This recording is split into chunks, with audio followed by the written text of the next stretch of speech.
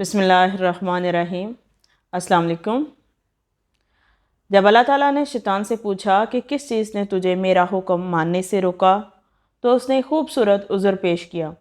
वो ये कि अल्लाह ताला ने ख़ुद उसे एक बरतर हैसियत में पैदा किया है, यानी उसकी आग से पैदाइश हुई है। जिस हस्ती के सामने उसे सजदा करने का हुक्म दिया गया है, उसकी पैदाइश एक कमतर मादे यानी मिट्टी से की गई है। चुनाचा एक तरफ तो उसे बरतर बनाया गया है, दूसरी तरफ उसे एक कमतर मखलूक के सामने झुकने का हुक्म दिया जा रहा है। इसलिए ख़राबी उसके इनकार में नहीं बल्कि उस हुक्म में है जिसमें बज़ाहिर एक गलत मुतालबा किया गया है। ये शैतान का मुकदमा था जो बज़ाहिर बहुत मजबूत और मुदल्लल था, मगर वो किसी और के सामने नहीं बल्कि अल्लाह ताला के सामने मौजूद था, जो दिलों के भेद तक जानता था। चुनाचे अल्लाह ताला ने उसके दिल की असल हालत को बयान कर दिया कि तू दरअसल तकब्बुर का शिकार हो चुका है। इस तकब्बुर ने तुझे इस तरह अंधा किया है कि तू मेरे सामने बगावत पर तैयार हो गया, इसलिए अब तुझे माफ़ नहीं किया जाएगा। शैतान इस मौका पर भी सरकशी से बाज ना आया। उसने अपने गुमराही का इल्ज़ाम ये कहकर अल्लाह ताला पर डालने की कोशिश की कि जिस तरह तूने मुझे गुमराह किया है, मैं आदम और उसकी औलाद को भी गुमराह करूँगा। इस तरह यह साबित हो जाएगा कि वो इस इज़्ज़त के मुस्तहिक ना थे जो उन्हें तूने दी। बस तू मुझे क़यामत तक के दिन की मोहलत दे दे। अल्लाह ताला शैतान से सख्त नाराज़ थे, इसलिए अल्लाह ताला ने उसे मोहलत दे दी ताकि वो उसकी बदी उस तरह वाज़िया हो जाए कि खुदा की रहमत जैसी बुलंद सिफत भी उसके काम न आ सकी। दूसरी तरफ हज़रत आदम को ये हुक्म दिया गया कि वो अपनी बेगम के हमरा अपने एक बाग में क़याम करें, अलबत्ता एक ख़ास दरख्त से दूर रहें। और उन्हें यह भी बताया दिया कि इब्लीस उनका सख्त दुश्मन है, लिहाजा वो उसके धोखे में न आएँ। हज़रत आदम और हवा कुछ अरसे तो अल्लाह के पाबंद रहे, मगर आहिस्ता आहिस्ता शैतान ने वसवसा अंगेज़ी शुरू कर दी। उसने इन दोनों को कसम खाकर ये यकीन दिलाया कि वो उस दरख्त का फल खा लें तो उन्हें हर तरह से फ़ायदा ही होगा। वो दोनों इसकी बात में आ गए और उस दरख्त का फल खा बैठे, मगर उसके नतीजे में फ़ौरन वो अल्लाह ताला की अता करदा नेमतों से महरूम हो गए। यूँ बज़ाहिर शैतान अपने इस चैलेंज में कामयाब हो गया। वो ये साबित करके रहेगा कि आदम और उसके मुकाम के मुस्तहिक नहीं जो उन्हें दिया गया, मगर आदम और हवा का केस शैतान से बिल्कुल मुख्तलिफ था। उन्होंने इसका पहला सबूत ये दिया कि जैसे ही उन्हें एहसास हुआ कि उन्होंने अल्लाह का हुक्म नहीं माना, उसको भूल गए हैं, वो दोनों रब की बारगाह में माफ़ी के ख्वास्तगार हो गए। अल्लाह ताला ने पूछा, क्या मैंने तुम्हें मना नहीं किया था? ये दूसरा मौका था जब हज़रत आदम ने शैतान से मुख्तलिफ होने का सबूत दिया कि उसने अपनी गलती मानी, कोई दलील देने की कोशिश नहीं की और माफ़ी के तलबगार हो गया। उसने कोई उज़र पेश नहीं किया और सारी की सारी अपनी गलती कबूल कर ली। चुनाचा अल्लाह ताला ने उसे माफ़ कर दिया।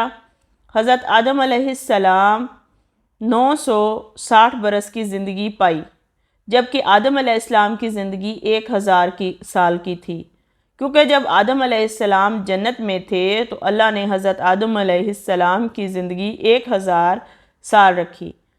और जब हज़रत आदम अलैहिस्सलाम को पता चला कि मेरे बाद आने वाला नबी हज़रत दाऊद अलैहिस्सलाम मेरे पोतों में से होगा और उसकी उम्र सिर्फ़ 60 साल तक होगी, तो अल्लाह से कहने लगा, ए अल्लाह, मेरी उम्र के 40 साल मेरे पोते दाऊद को दे दे। तो यूँ आपकी दुआ कबूल होगी। अल्लाह ने आदम अलैहिस्सलाम की उम्र 1000 में से 960 साल कर दिए। अल्लाह ताला ने हज़रत आदम अलैहिस्सलाम को पहले 2 फ़र्जंद अता किए, जिनके नाम हाबील और काबील थे। लेकिन शयातीन के वसवसे और हसद और नफ़रत ने जब काबील को अपने चुंगल में फंसा लिया तो उसने हाबील को कत्ल कर दिया। तो हज़रत आदम अलैहिस्सलाम अंदर से टूट गए और बार बार अल्लाह के दरबार में दुआ मांगने लगे। एक दिन अल्लाह ने जिब्राईल को आदम अलैहिस्सलाम के पास भेजा और फरमाया, ए आदम, अल्लाह तुम्हें ऐसा बेटा देने वाला है जिसके नसब से अंबिया व औलिया ज़मीन तक पहुँचेंगे। इसका नाम शीश रखना। शीश का मतलब है अल्लाह ताला का अता किया गया तोहफ़ा। یوں اللہ نے آدم کی نسل کو زمین پر پھیلا دیا۔ جب حضرت آدم علیہ السلام کا آخری وقت آیا تو آپ نے اپنے بیٹوں سے کہا، میرا جنت کے پھل کھانے کو دل کر رہا ہے۔ آپ کے بیٹے زمین پر پھیل گئے اور زمین پر جنت کے پھل ڈھونڈتے رہے۔ اچانک سے ان کو فرشتے ملے اور کہنے لگے، اے بنی آدم، کہاں جا رہے ہو؟ تو انہوں نے کہا، ہم اپنے بابا آدم کے لیے جنت کے پھل ڈھونڈ رہے ہیں۔ ان فرشتوں نے کہا، جاؤ، تمہارے بابا چند دنوں کے مہمان ہیں۔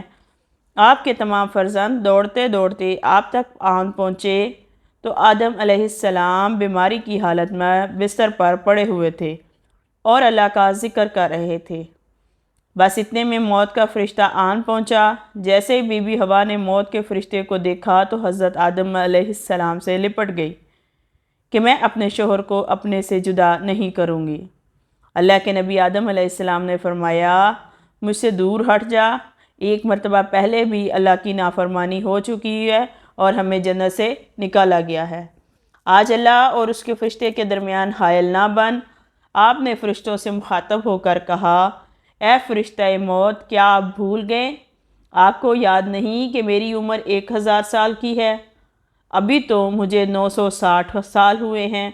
تو ملک الموت نے کہا، اے اللہ کے نبی، آپ نے خود ہی فرمایا تھا کہ آپ کی عمر کے 40 سال آپ کے پوتے داؤد علیہ السلام کو دے دیے جائیں۔ بس آدم علیہ السلام کی روح قبض کرنے کا ٹائم آ گیا ہے اور وہ سال آپ کے پوتے حضرت داؤد علیہ السلام کو دے دیے گئے۔ حضرت آدم علیہ السلام کی روح قبض کر لی گئی۔ آپ کو غسل فرشتوں نے دیا اور جنت کی خوشبو آپ کے جسم مبارک کو لگائی گئی۔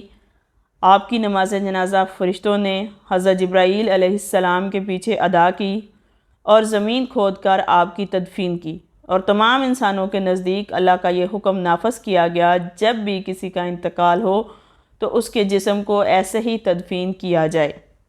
آج بھی ان فرشتوں کی سنت یہ اہل ایمان عمل کر کے بزرگوں کی تدفین کرتے ہیں۔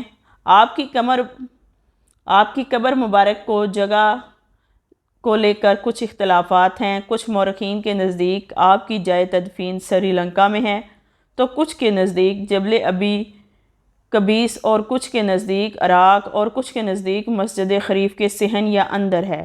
بعض روایتوں میں یہ بھی کہا گیا ہے کہ جب حضرت آدم علیہ السلام کی روح قبض کرنے کے لیے فرشتہ موت آن پہنچا تو آپ کے بیٹے، جس کو آپ نے اپنا جانشین بنایا تھا، حضرت شیش علیہ السلام سے کہنے لگے، اے میرے جانشین، میں نے اللہ سے سنا تھا ان قریب اس زمین پر ایک بہت بڑا طوفان آئے گا۔ اگر تم اس وقت موجود رہو تو میرے جسم کو اس کشتی نوح میں سوار کرنا جو نجات کا وسیلہ ہے۔ اگر تم اس وقت تک نہ پہنچو تو اپنی اولاد کو وصیت کر کے جانا کہ میرے جسم کو کشتی نوح میں سوار کریں۔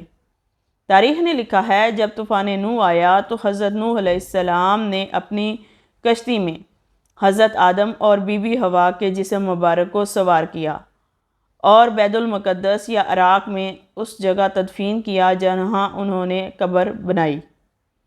امید کرتے ہیں انفارمیشن پسند آئی ہوگی۔ چینل کو سبسکرائب کریں تاکہ مزید اس طرح کی معلومات آپ کو مل سکیں۔